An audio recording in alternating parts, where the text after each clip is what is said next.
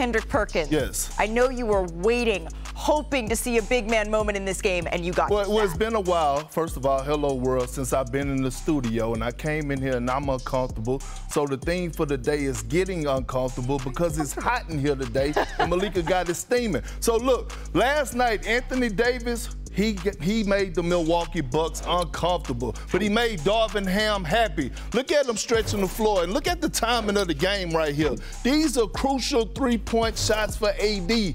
Being the #1 option while LeBron James is out, being aggressive, stretching the floor. Look how he's stepping into rhythm. But you know the beautiful part about Anthony Davis is he plays both sides of the floor. This was Kentucky Anthony Davis. Watch who he leaves, Giannis Antetokounmpo, to help and blocks the shot to make sure that Damian Lillard doesn't have an opportunity to end the game. This was AD at his finest, and guess what, Malika? AD turned into Wilt Chamberlain last night.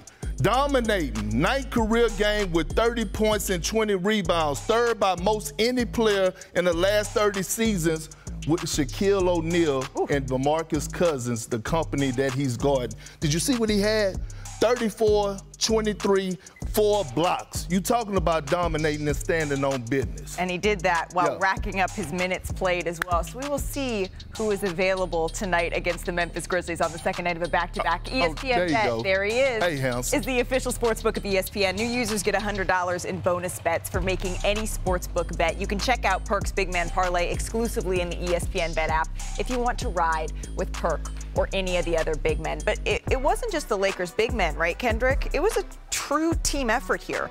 Austin Reeves, D'Angelo Russell, they were crucial. The Lakers, their starting backcourt, each went for over 25 points, 10 assists. They're the second duo this season to do that for the Lakers, to reach those totals in a game. So here's the deal. The Lakers are now 6-4, right, without LeBron James in the lineup. That would actually mark the first time a LeBron team has a winning record without him in over a decade. So if this supporting cast, Brian, continues to be this consistent, can they meet the expectations that we set going into the season? I don't think they're good enough defensively to be the team that they were last year, at least not yet. But AD playing this way is just such a huge thing. This is such a moment for AD. We should celebrate him more. I know Perk just talked about him, but for AD, this was a parade. This was a heavyweight fight against Giannis. Giannis had a 29-point triple-double. For AD to play this way, and like, I'm not just talking about the stats. The stats were obviously awesome, okay? He is stretching the floor out of the paint, 8 3-pointers. This is what Darvin Ham's been dreaming about. Getting to the line, making clutch free throws. And Perk, on the defensive end, you understand this. He's switching back and forth between handling Giannis in the paint and guarding Dame Lillard on those move-outs and switches and the pick and roll.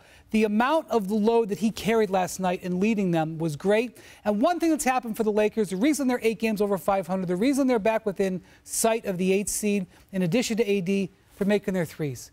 Since the All-Star break, they're the #2 team in three-point percentage. D'Angelo Russell has been hot. Austin Reeves has been hot. Both of them had great shooting nights last night. Look, Milwaukee has no excuse for losing this game. That call at the end of the game was very frustrating. 15 more free throws for the Lakers than the Bucks, which is a common refrain. Now 435 more free throws for Lakers opponents than the Lakers this year. The Lakers have more than their opponents. That's a frustration every single night for teams.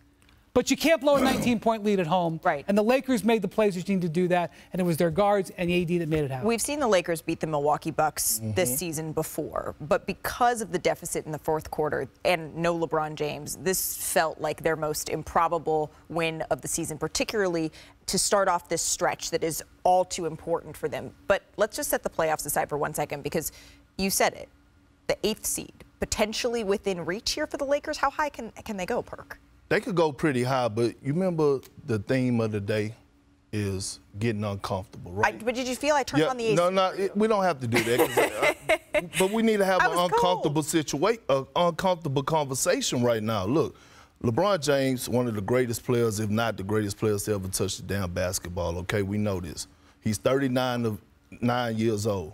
Last night was one of the signature wins that I peeped that they had this season. Like, you think about their signature wins, the Milwaukee Bucks twice and the Boston Celtics, both without LeBron James. Guess what time is? It's time to pass the torch.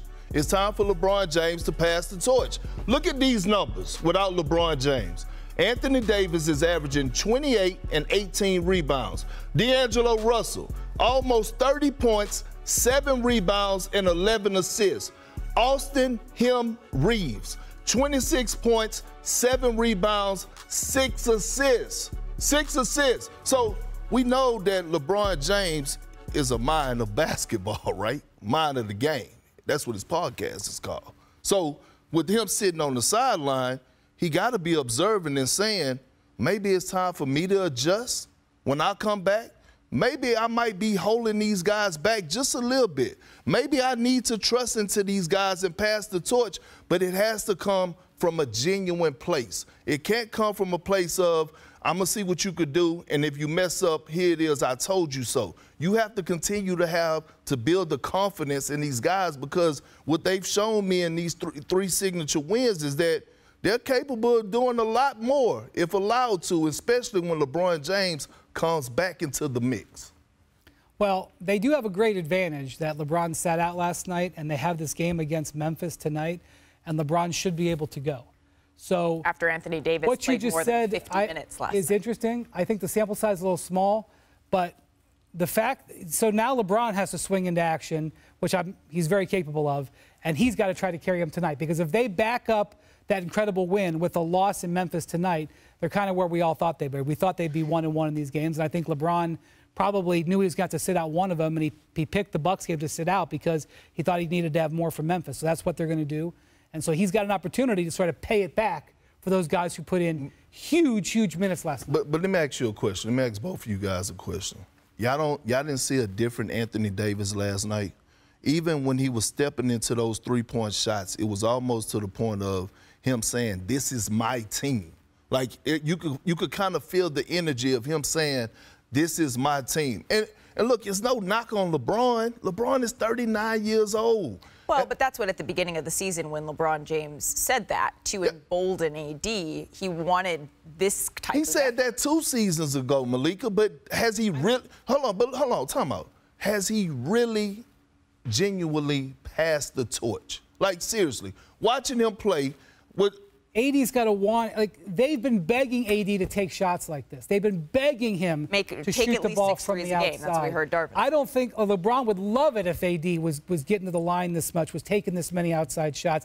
And I think you're saying pass the torch. The torch has been passed. AD is the Lakers' best player. I'm talking about to all 3 of them, no, Wendy. Well, why are we saying... I don't think Russell... Wasn't it 2 months ago that the conversation around D'Angelo Russell was whether or not he should even be on this team or should be traded? And fairly, he wasn't playing well. He's played much better since February. But it was a topic of conversation, and guess who were putting what is that, the time ticker, a clock on emoji on the Instagram? It was LeBron James. So, hourglass. But what I'm saying is this, right?